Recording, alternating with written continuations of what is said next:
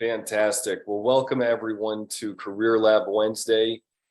It is Wednesday at noon Central Time. We are here every Wednesday noon to 1 p.m. Central Time.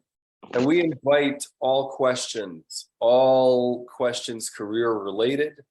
And our job is to support you in advancing in your career or getting the job of your dreams or working on how to work with your boss or coworkers, how to manage any questions that you have.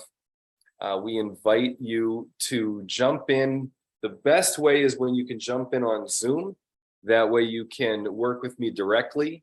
If that's not possible, you can type your questions into the comment section on LinkedIn, and Jane will get those over to me, and I'll do my best to answer those questions on LinkedIn. From LinkedIn.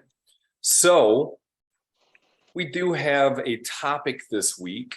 And a reminder, anybody jumping in with questions, your question does not have to do with the topic. Our primary concern, our primary job is to support you with whatever is on your heart right now. That being said, I'll share a little bit about this topic as we've got people jumping in. So getting along with coworkers or how to work with people you don't like. There's a whole lot to dig into here. I think if we're honest, we all have favorites. We like working with some people more than others. We understand some people more than we understand other people.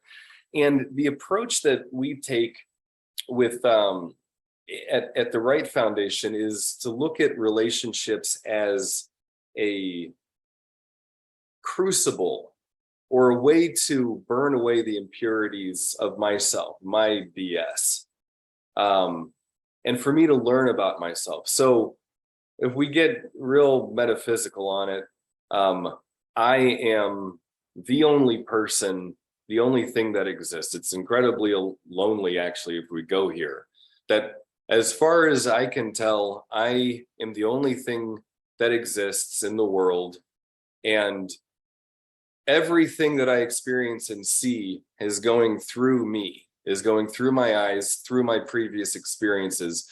And so I am imprinting all of me, all of my experiences on everything I'm seeing in the here and now. That's why history is so important.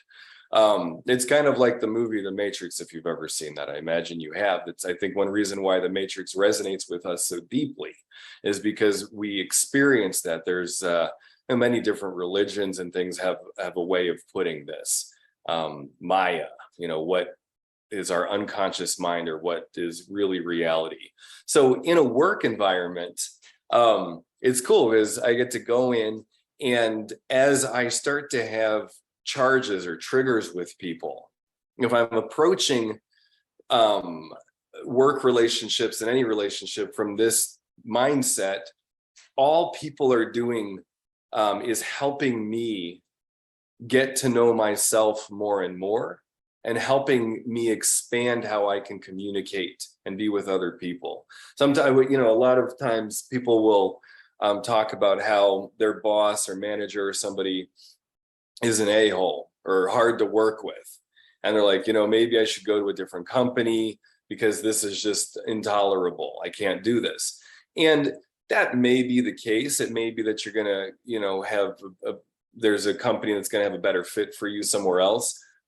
Fine. But in the process of moving over to another company, if you're able to interact with your boss or whoever it is that you're working with at that time in a way that has you have more influence, more impact with them, has you developing the relationship with them more, that's only going to serve you in the long run.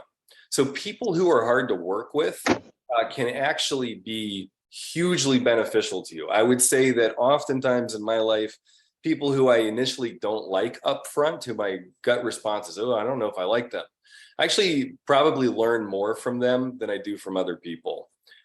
So I just wanted to kind of toss that out there as we're getting started here today. Hey, welcome, Joe. Good to see you. And welcome, Jeffrey.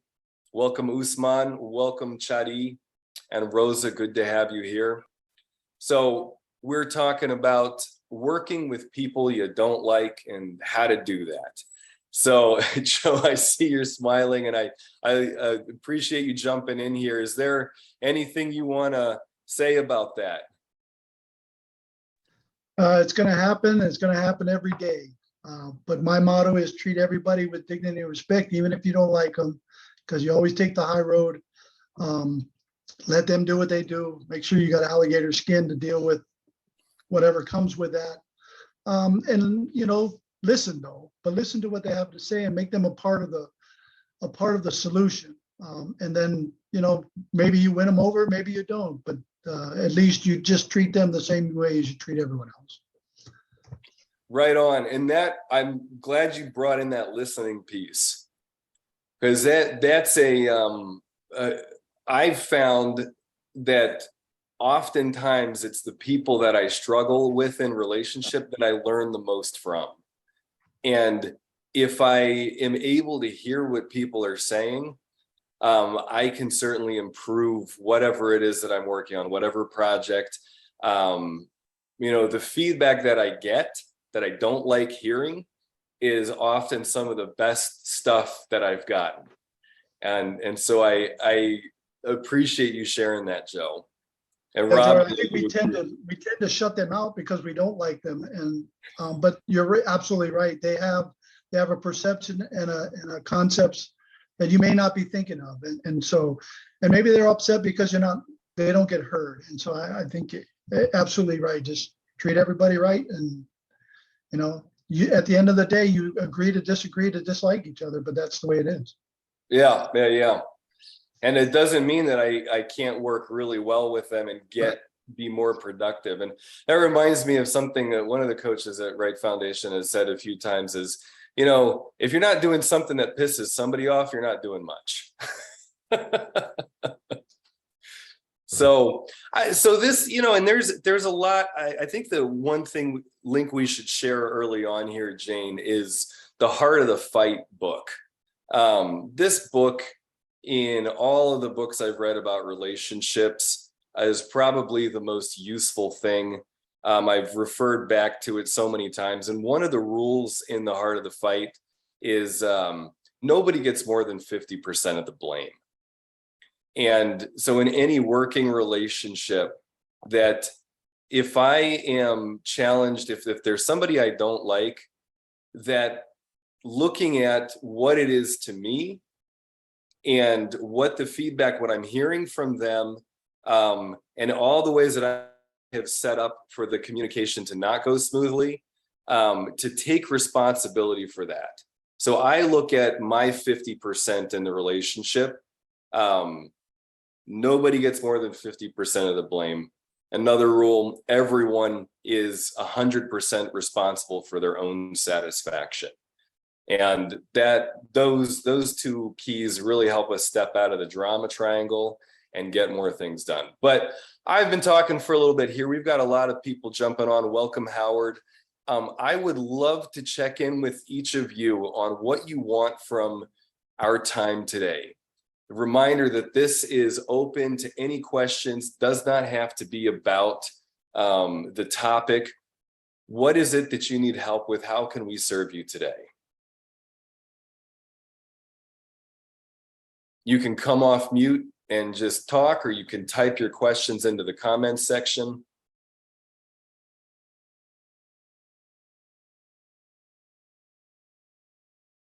Howard, Usman, Jeffrey, I see you're driving. I have a question. This is Rosa. Hey, Rosa, welcome. So I had this incident where I had one subordinate that worked for me, and she was really nice in front of me, always, smiling, doing the whole shebang. And then she would turn around and talk to everyone else about me.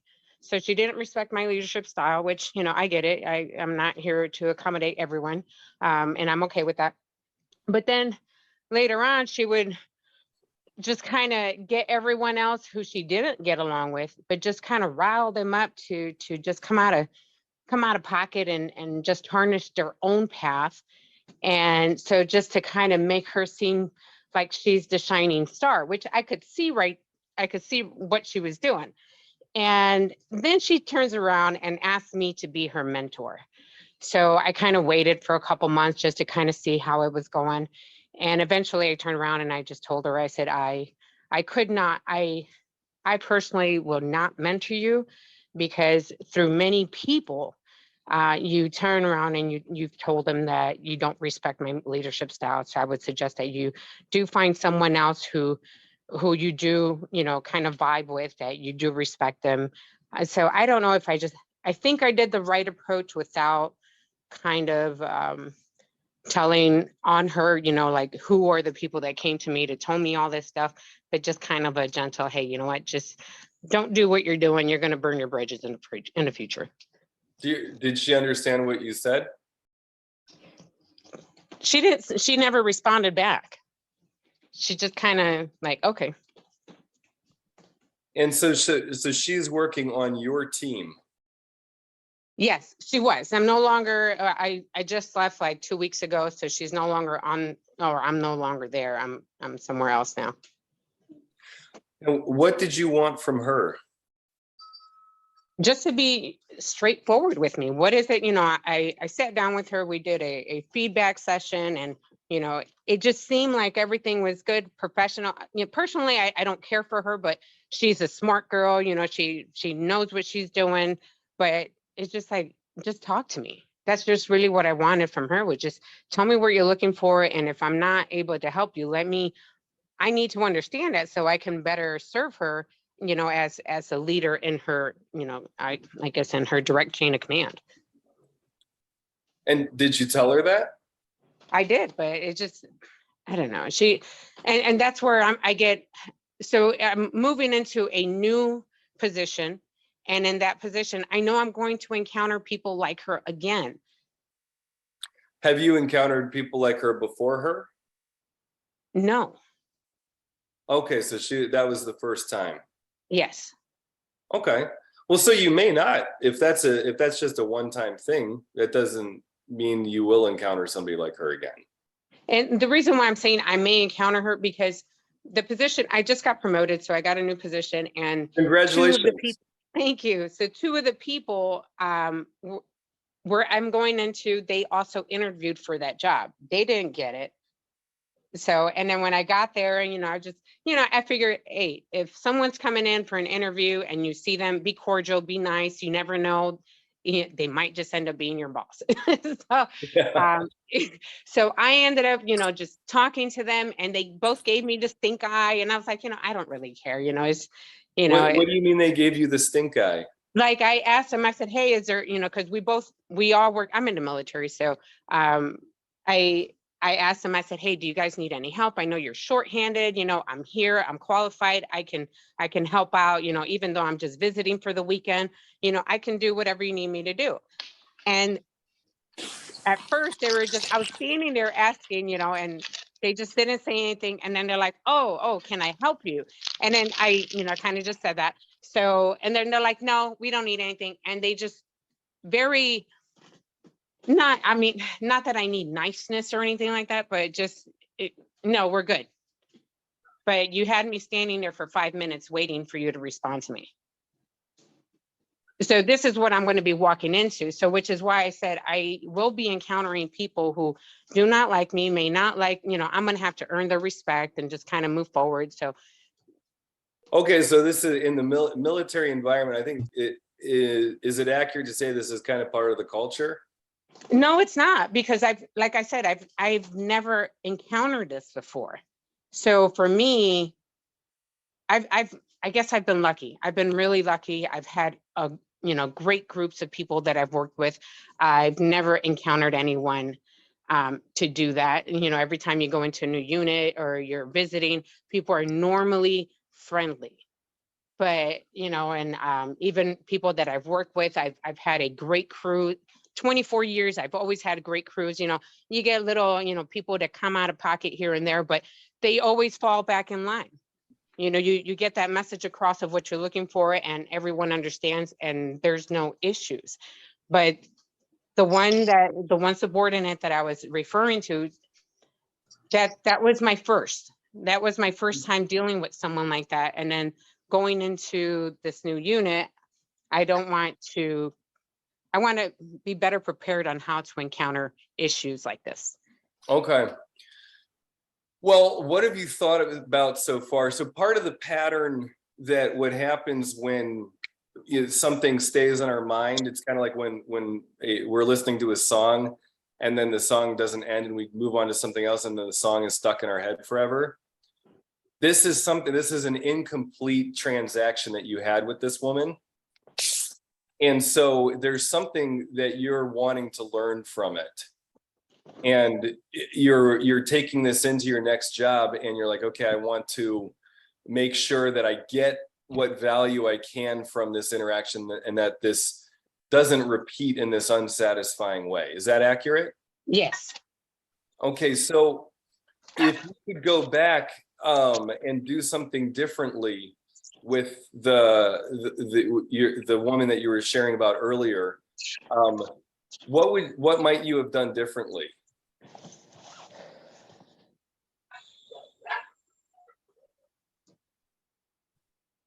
See, that's the thing is like I've played out different scenarios where, you know, I sit there and then just, I can't force her to share what she has, you know, her thoughts or anything like that. So, you know, she can just tell me, okay, I'm fine, I understand.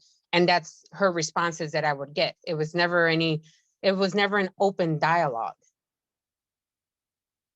because she didn't want to share. So and that's what I needed. I needed her to share.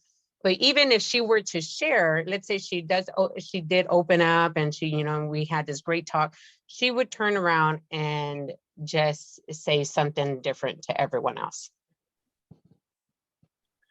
So you never even had the experience of her sharing openly with you? No. Initially, when I got there, yes. And then after that, she wouldn't have conversations with me.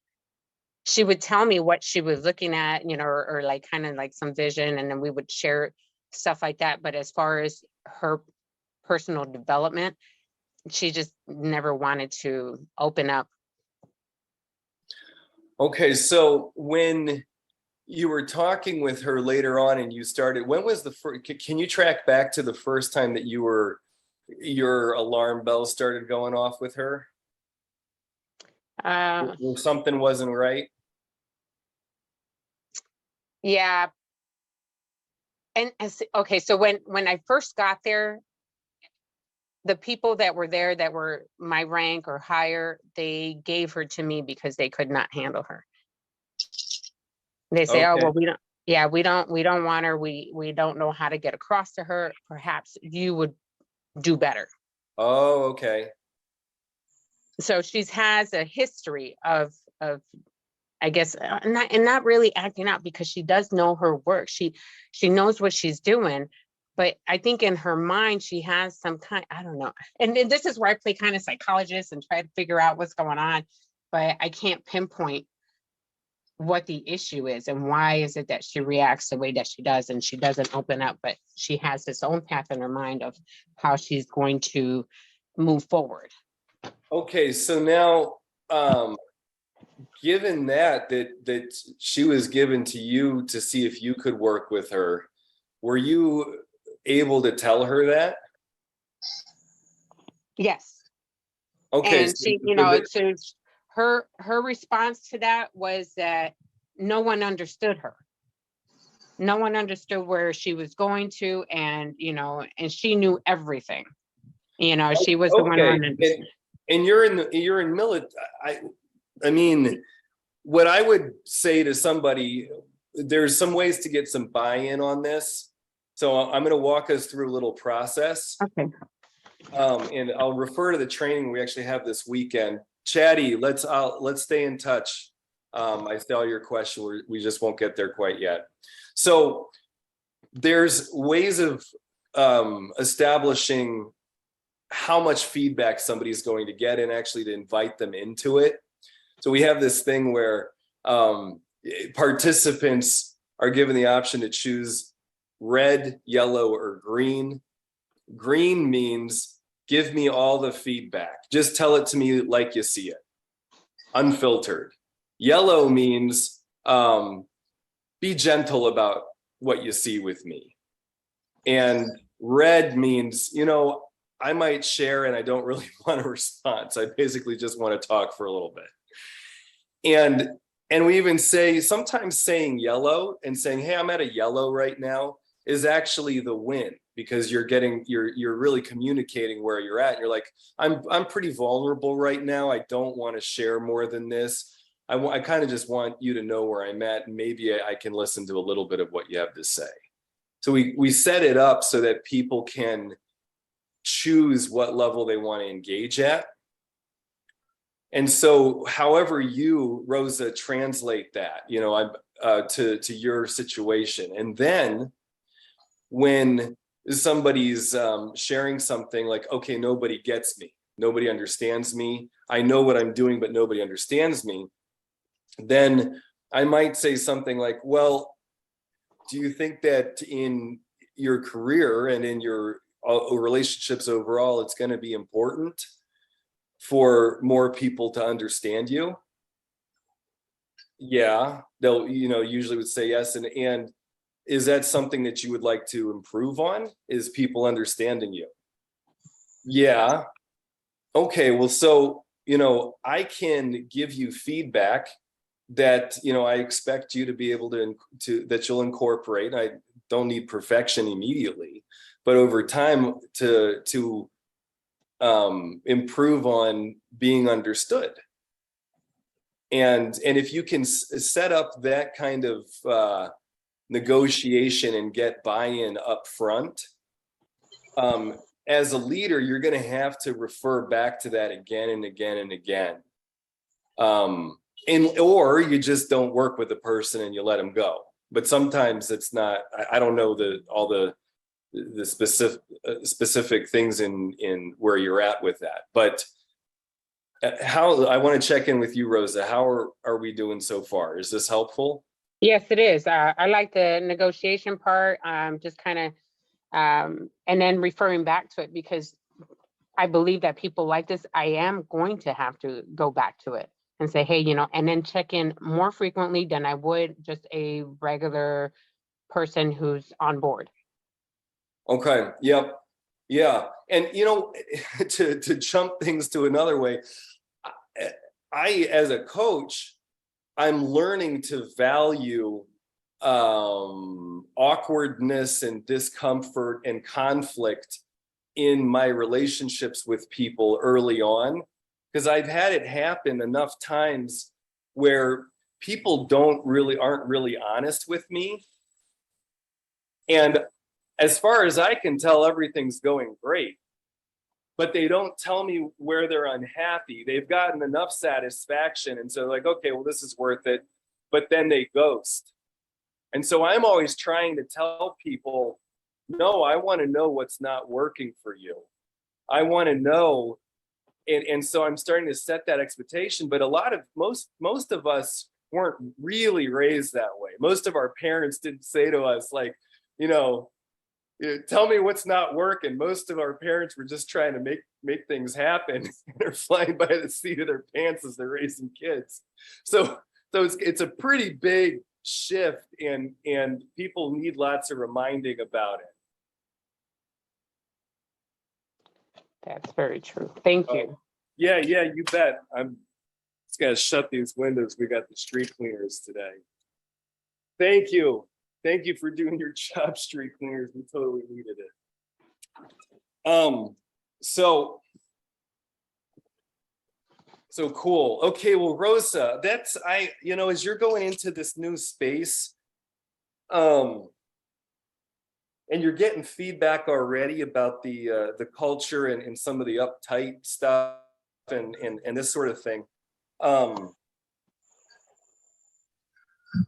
That getting the relationships and having one-to-ones, if that's something you can do. I don't know what the structure is there, but if you can have one-to-one meetings early on, that's going to be the most beneficial to you in the long run. Yes.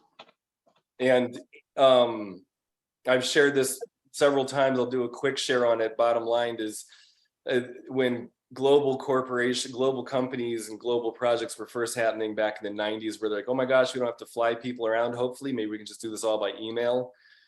They got the best people to work on it, launched a project, it crashed and burned. Nothing got done. 12 years of research into why, even though everybody understood the projects. They brought in Daniel Goleman, who's like the social emotional intelligence guy. He's the guy who coined that phrase.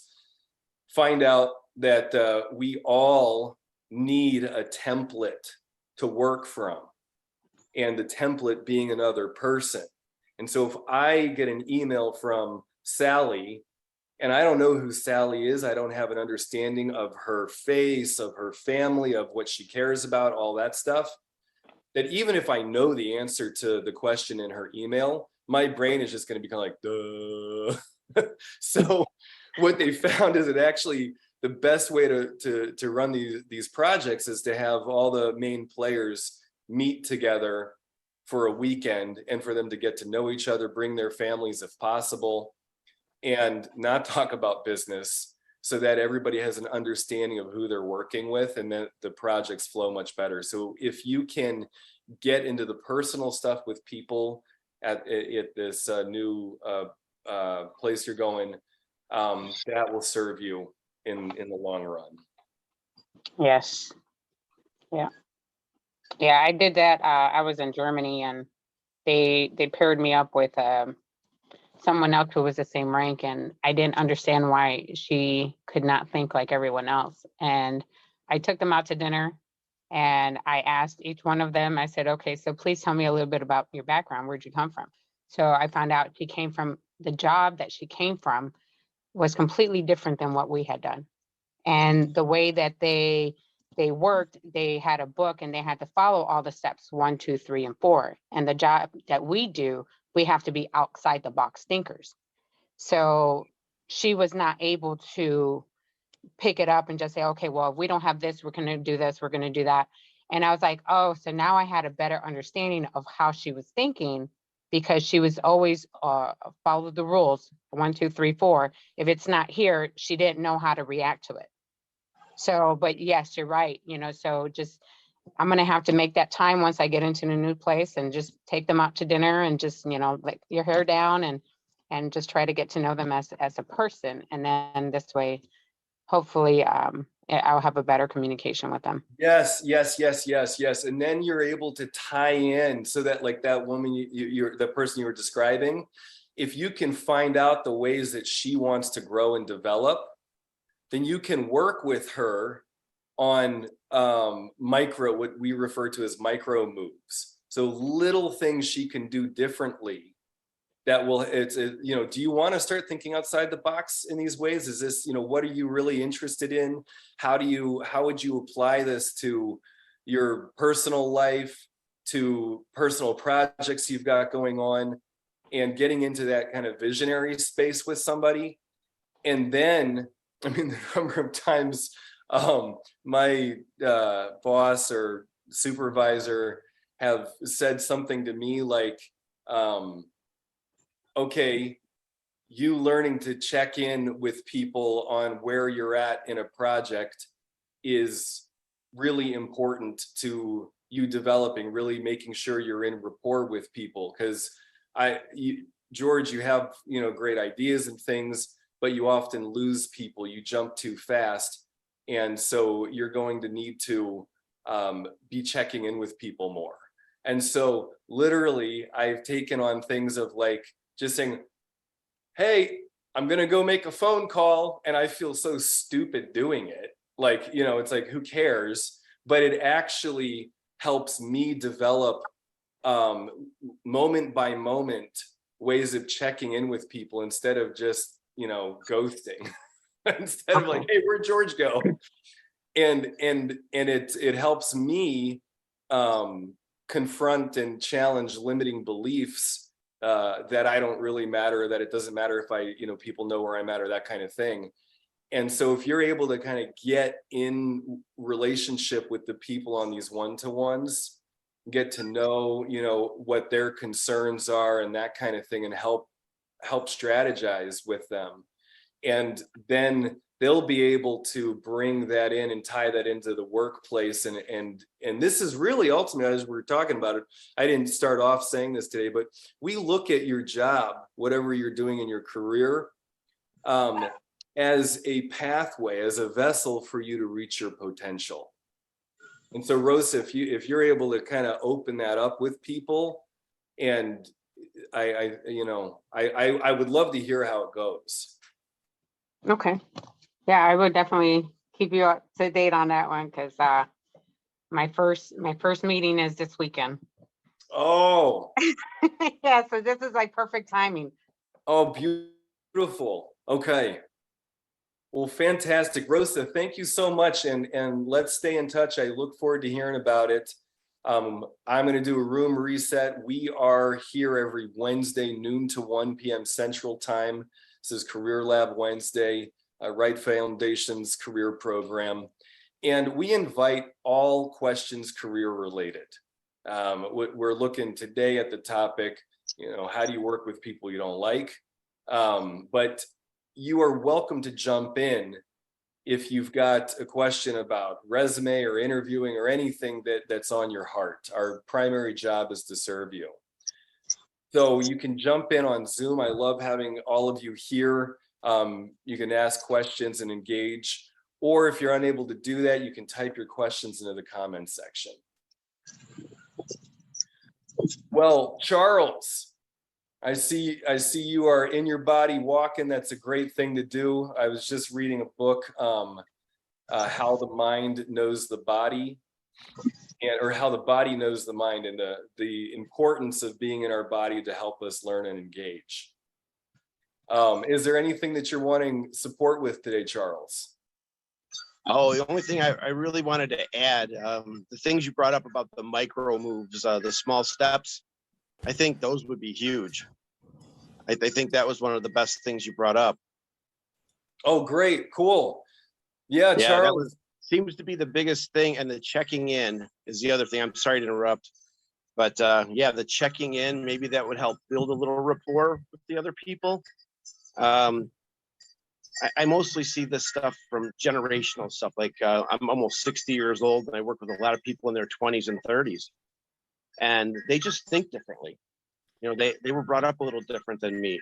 I believe I get out there, I work hard, I do it, I get it done. They just do things a little differently. There's just some different steps for them, I think. And I think it's harder for people that are a little older to get used to that way. And we just have to sit back and kind of let it happen. I mean, I found my best results is when I let them do that. When I let them do it their way. It seems to work best. Go to Charles. What do you do? I work at FedEx Express. Okay, gotcha. In a warehouse. So there's only me and one other person.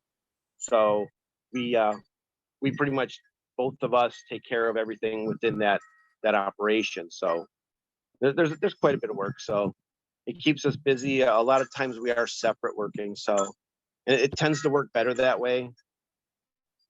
For some reason, working together, I don't know why it doesn't work. I've tried, asked, suggested, and usually it doesn't go over well. So.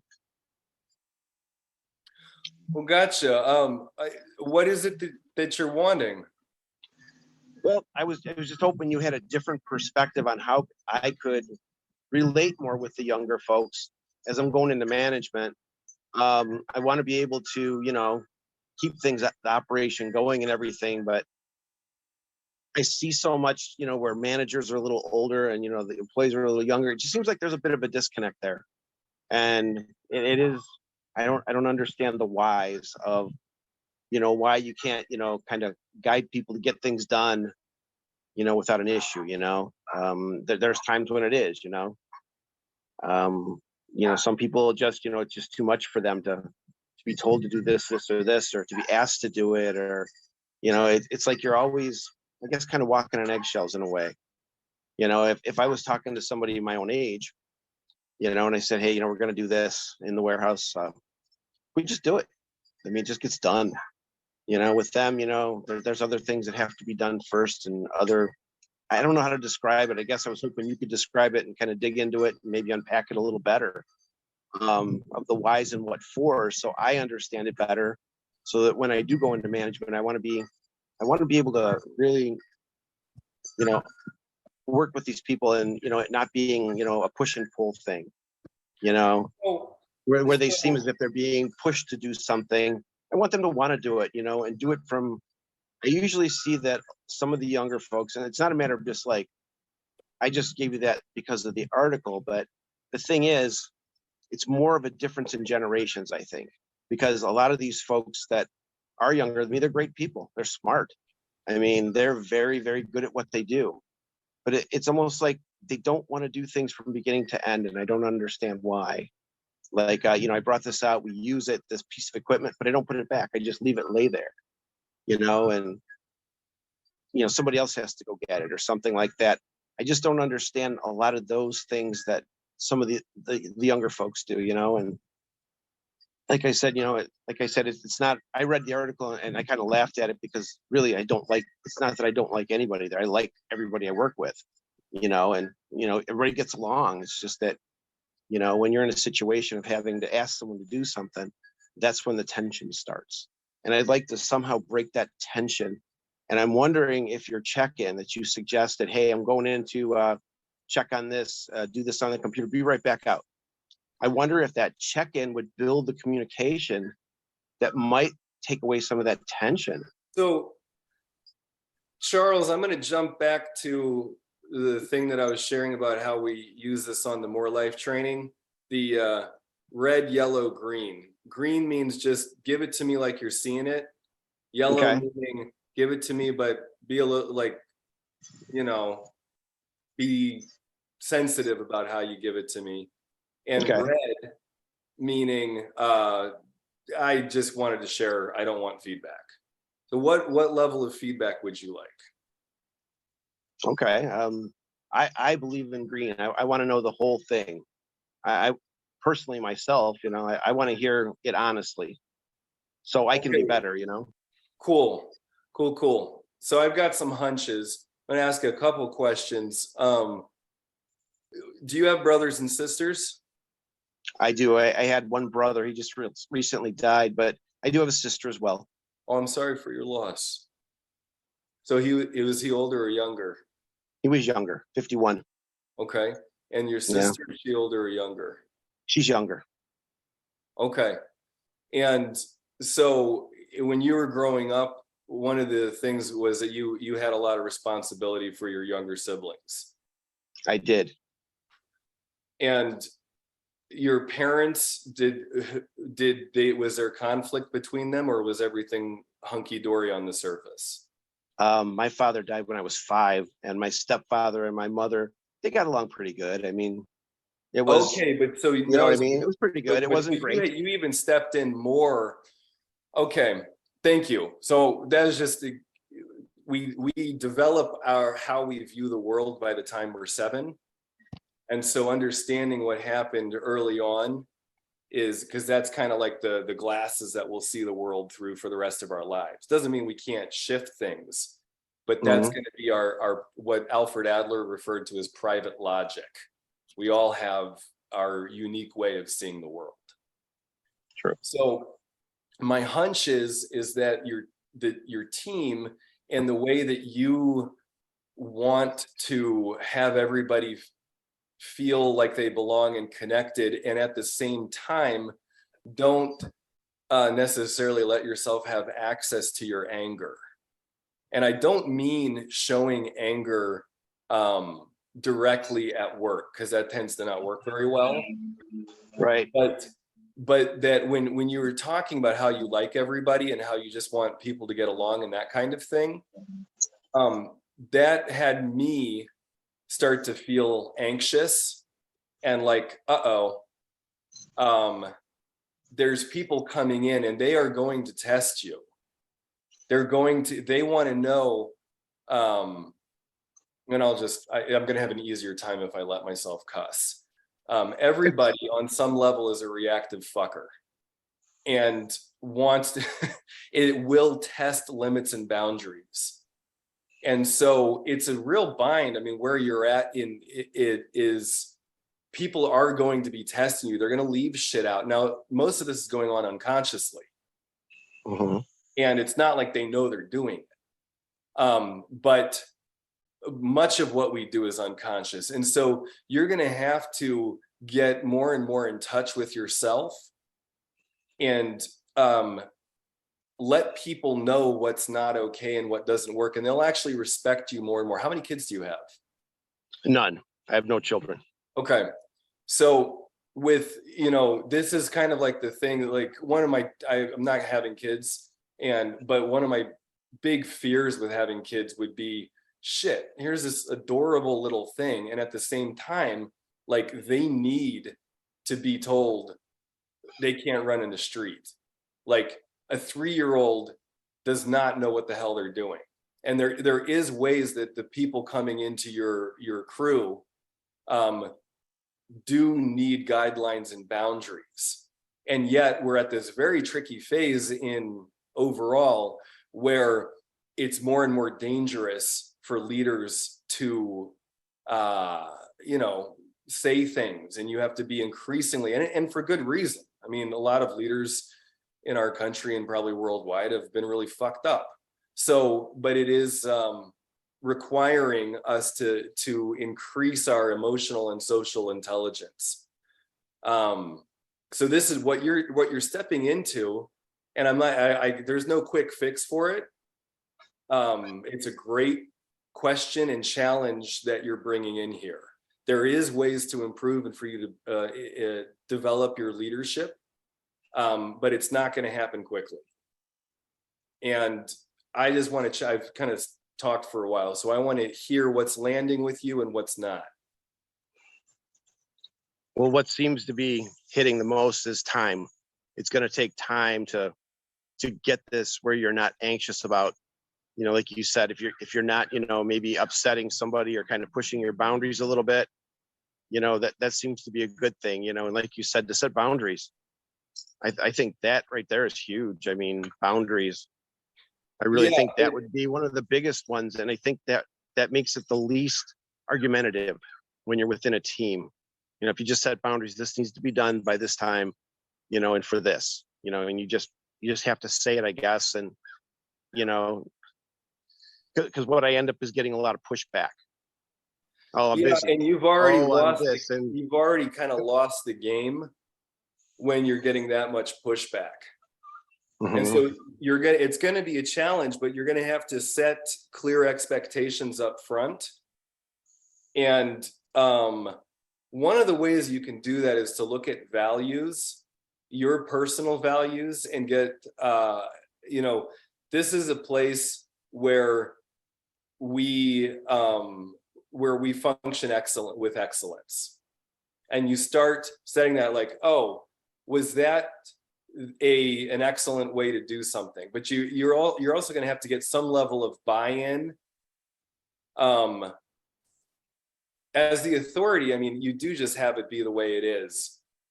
But if you can get buy-in with people like, oh, is that how you leave things at your house? How much does your wife hate when you do shit like that? Like, and so if you, I don't know, everybody's got, sometimes you can get more personal, sometimes you can't. I don't know your specific situation, but sometimes when you can get personal that way, you can start to get more buy-in from them. But overall, my hunch is that you have played the nice guy and catered to people through your life. And that was one of the ways that you were able to manage all the responsibility you had as a little kid. I mean, you had to step in and in some ways be a husband / parent with your mom early on. I don't, that's just the case when, especially when a parent is lost that early. So you were having to tend to her needs, while also tending to your younger siblings' needs. And that's going to play out. So there's this kind of sweetheartness that you have. You're a decent, sweet man. And that will also, get taken advantage of. So there's a way that you're going to need to learn to stand up for yourself internally and allow, dude, this was a big one. Actually, on this more life training I'm talking about, I had somebody on my team one time that would just say the stupidest shit. And because I'm a cooperator, would try to like energize and be like, yeah, let's do this together with him and try to understand him. It didn't work. It just had me going down. And so I actually practiced with my coach before going into the next session, rolling my eyes. So, because I'm not used to rolling my eyes at people. So we go into this circle where this in person, and he starts sharing the stupid shit that doesn't relate to what we're talking about. And I just start rolling my eyes and like looking at the other people in the team like, oh, this guy. And he shut up in his minute time and got in sync with the group, started belonging in the group. And then at the end of the training said, thank you so much, George. You're an excellent leader. You helped me understand things. And I'm like having an out of body experience here because I've just done something that in my family system would have been so against the rules. If I had ever rolled my eyes at my older siblings, I would have been shamed. Like, you know, it would have just not gone well for me. But in that scenario, it's what he was expecting. It's what he needed. He was testing me to see. And so, you know, the rolling the eyes thing can, depending on the situation, be helpful. You're going to have to explore this stuff. It's not a quick fix. It's not easy, but you having more access to your anger is definitely a key part of this. And I don't mean blowing up, but if we take the metaphor to a city, like driving 60 miles an hour in the city is not a good idea. So learning to have my anger, if you know, speed is anger, learning to have my anger available to me at 15 to 25 miles an hour is really a good idea in the city. And so having an edge to you is something that you're probably going to want to develop. Okay. All right. Yeah, that all sounds good. And you might experiment with some simple things, like if somebody leaves something out and just saying, so what's wrong with this? And then you have to practice the power of silence, and you're going to want to like vomit and speak, but don't speak. And let the group and whoever be like, oh, I left that thing out. And then you can still just maintain the silence. Or you might say, and what are you going to do now? I'm going to put it away. Cool. And you don't even have to lead them to the next time and say, what are you going to do next time? Because they'll get it. So it's uncomfortable. But right there, I'd give that like a, 25 mile an hour on anger, but it's a harnessed anger. Okay. All right. Yeah, that makes sense. So the assignment I want to give you this week, because we want to build into this stuff, is simply start noticing when you feel angry. You don't do anything with it yet. Just start noticing that, getting data about it, getting more conscious about that.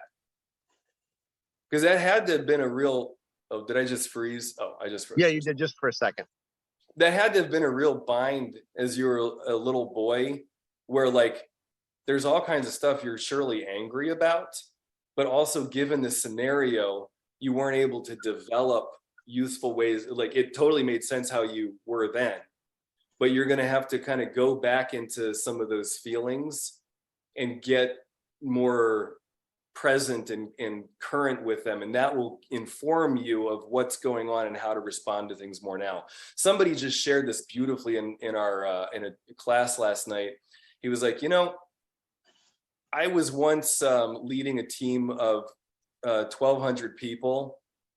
And the feedback I got from a lot of people was that they couldn't tell what I was feeling.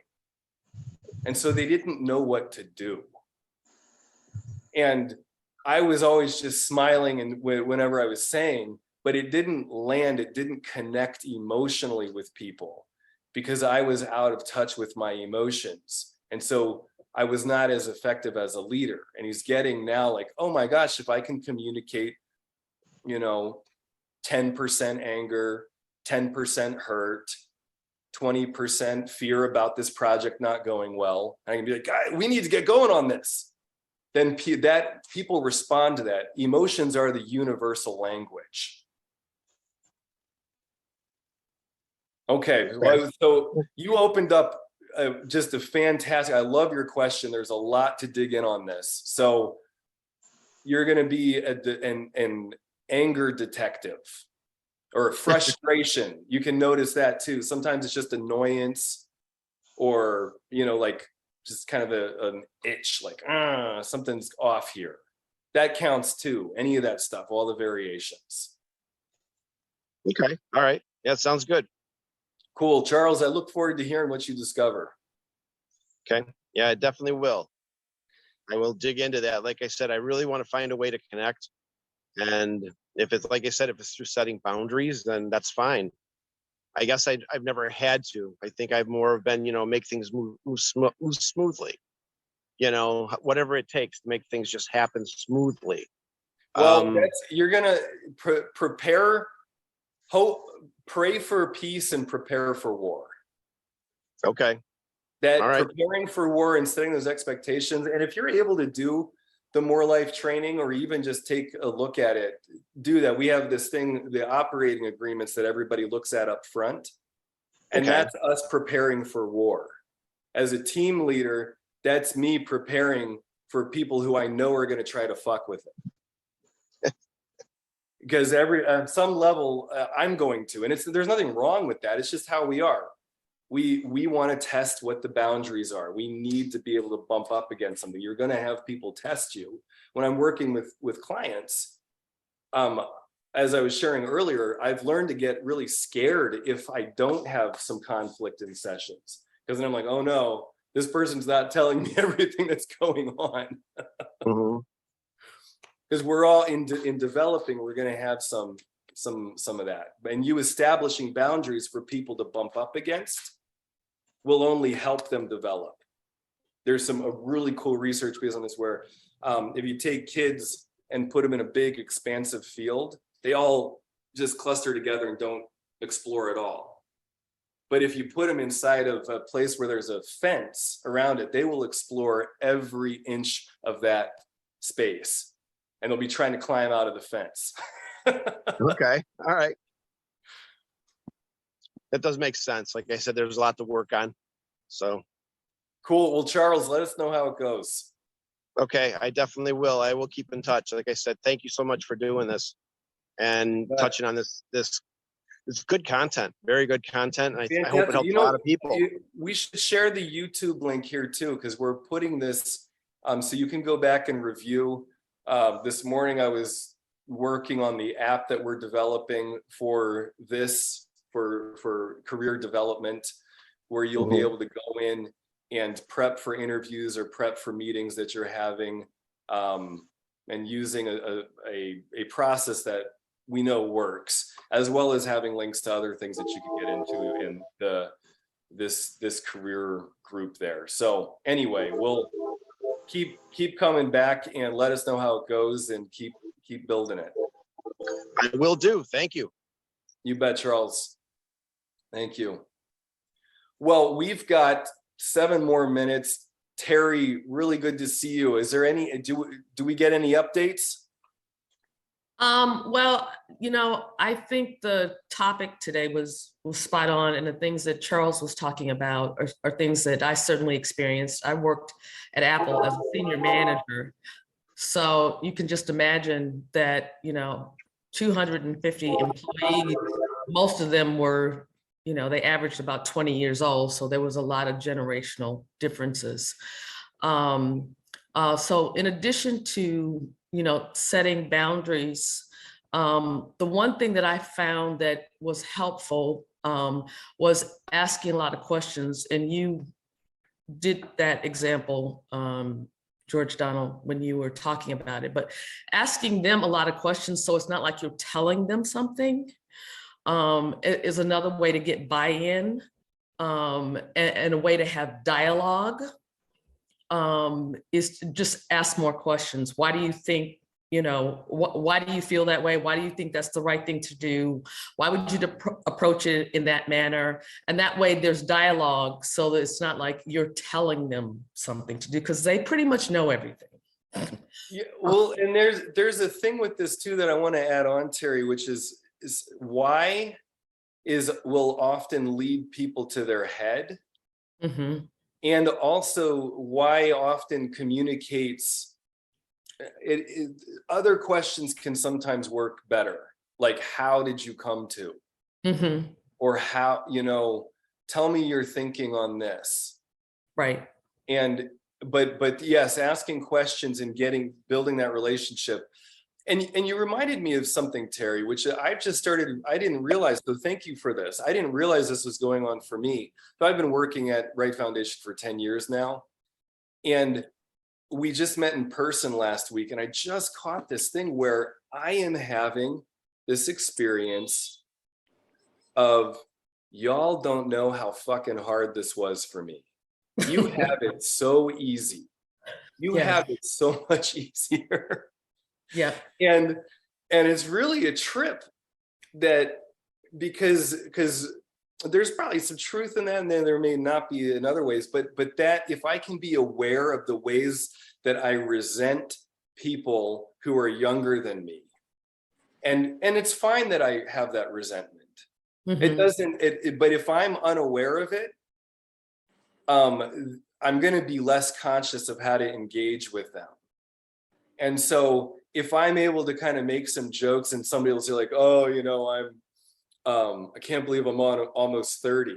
And I'm like, oh God, yeah, that's just must be so terrible. And then have them realize, just some of that stuff about, I saw a question about ageism from somebody earlier, perceived ageism, or how do I handle this delicate issue?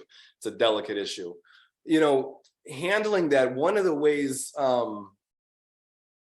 so yeah, Terry, I'm kind of jumping over to Anna's question about. Can you hear me? Yes. Hello. Is that Spencer? Yes, sir. Hey, well, Terry, Sorry, was there more that you wanted to say before we jump over to Spencer? No, I'm just curious. I just hopped in here. I'm just listening. Okay, sounds good, Spencer. I have a quick question, if you guys don't mind. Go ahead, Usman. Okay, so I learned a lot throughout my career, and still my jobs. Like, I had a huge experience dealing with this type of, that's why I joined this meeting today.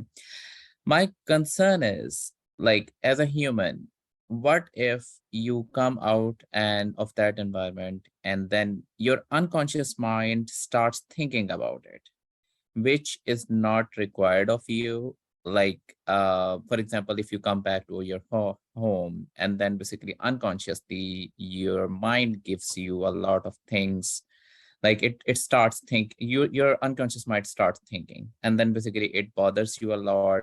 You go into the depression, or you go into the basically insomnia thing. How to handle that situation? Because I have realized, and now I'm learning that thing, because conflicts and all these job related situations, we cannot avoid them. I'm learning a lot. Even I changed my job, I switched my jobs, and then in every environment I have a lot of experiences like that. But now I'm going with the flow, like how basically I have to stay in the environment instead of running from the environment. But the thing is that when I go, Usman, we've got like a minute and a half. I think my question to you is, do you want to be a whole and complete person? Whole, complete person? Yes. Do you want to experience yourself as a whole and complete person? Whole, complete person. That's what you mean? Well, what do you think I mean? No, I'm asking you that you mean that, maybe if I misunderstood you. Whole and complete.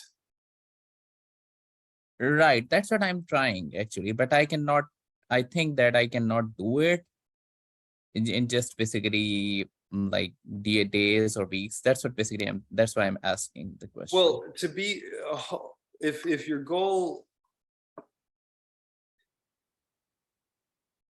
there's, my hunch is that, so we're all to some degree fragmented internally. And to bring the parts of you together, in the things that you're carrying over from, if I have a fight with my wife in the morning, I can either try not to work that out through the day and let myself think about it, which means that I'm then battling myself and I'm shutting myself down. Or I can accept the fact that I had a fight with my wife and that I'm trying to learn something from that and trying to integrate that into my day and trying, be aware of what I'm hearing through the day that can help me reconcile with my wife.